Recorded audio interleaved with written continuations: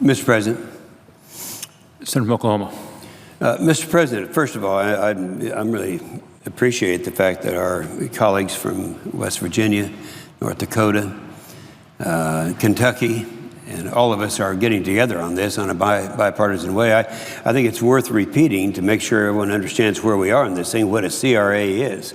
You know, a CRA is a Congressional Review Act. It's one that allows an elected person who is answerable to the public to weigh in on these decisions that are made by the president, who can't run again for office, by the unelected bureaucrats that are destroying this country. Now, I do, as pointed out by the senator from Kentucky, I do chair the committee called the Environment Public Works Committee.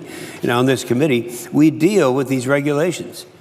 You know, we have jurisdiction over the EPA. It's interesting I'd say that because we try to get the EPA to come in and testify as witnesses as to how the president plans to move to the percentage of power that's going to be generated by the year 2030 by renewables. And they won't testify because they don't have a plan. They don't know how they're going to do it. But the CRA is significant because and a lot of people, in this case, it'd be the liberals in this body who like the idea of being overregulated, who like the idea of having the regulators run our lives.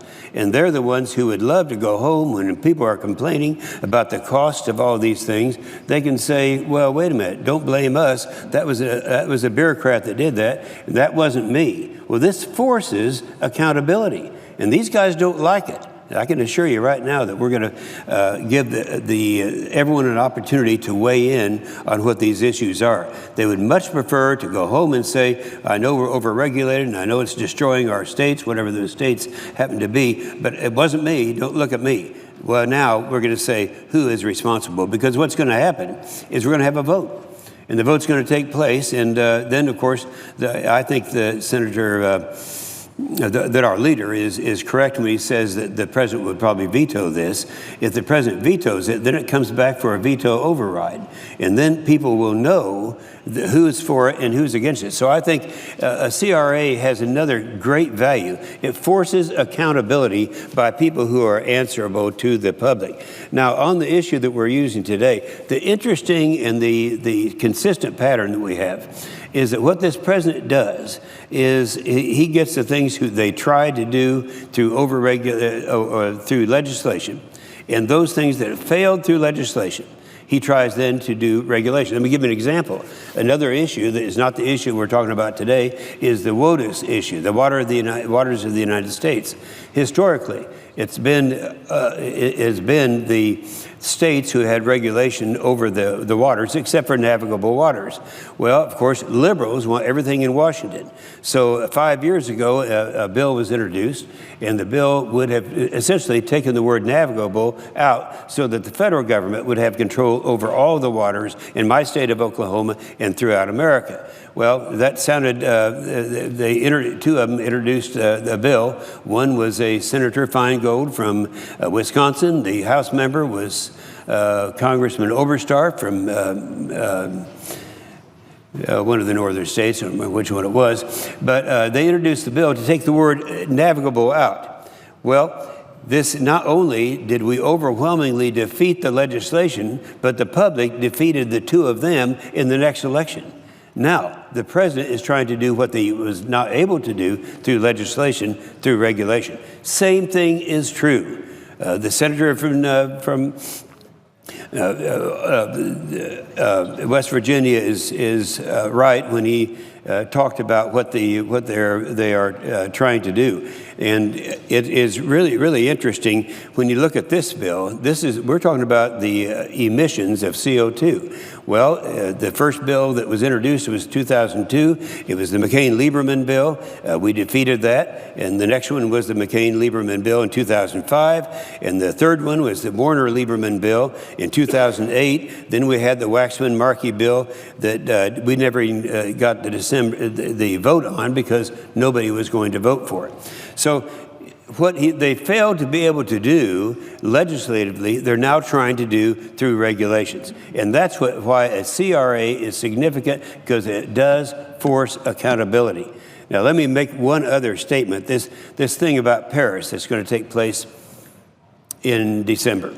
This is the big party that the United Nations puts on every year. This is the 21st year that they've done this. I can remember when they did it in 2009. That was going to be Copenhagen, and we sent well, we didn't send, but they sent several people went over there. At that time, Obama was in the Senate, Hillary was in the Senate, Pelosi was there, John Kerry went, and they went over there to tell the 192 countries that were meeting in Copenhagen, the same countries that will be meeting next in 2 months from the 192 countries. It went over to tell them that we were going to pass cap and trade legislation that year. That was 2009. I went over after it was after they had given their testimony there. I went all the way over to Copenhagen, spent 3 hours, and came all the way back on the next flight. And I did that. It's probably the most enjoyable 3 hours I've ever had, because I was able to talk to the 192 countries and tell them that they've been lied to, that we're not going to be passing that. Well, now the same thing is going on in December of this year. They're going to go over. And by the way, let me just mention one thing that hasn't been said. There are people out there listening to us right now who actually believe this stuff. The world's going to come to an end. It's all because of CO2, man-made gases.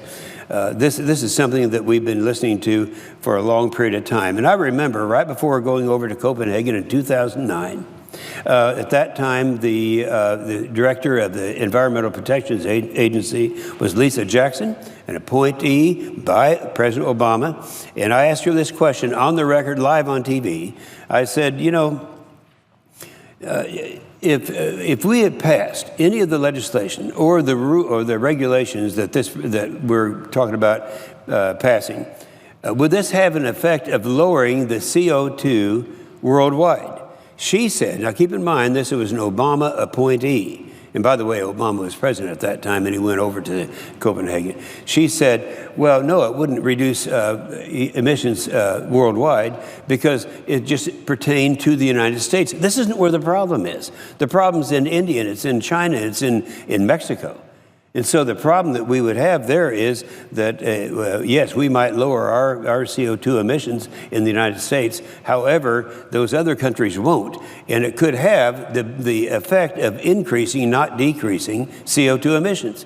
Because as we chase our manufacturing base overseas to places where they don't have any restrictions, it would have the effect of increasing it. So I'm just saying that I appreciate the fact that we're all together on this and making the necessary efforts to make people accountable. I think that it might surprise a lot of people as to who changes their mind on this once they know that they have to cast a vote and be accountable. So I applaud certainly my friends from West Virginia and the other states that are involved in this thing. And I think this is the right thing to do.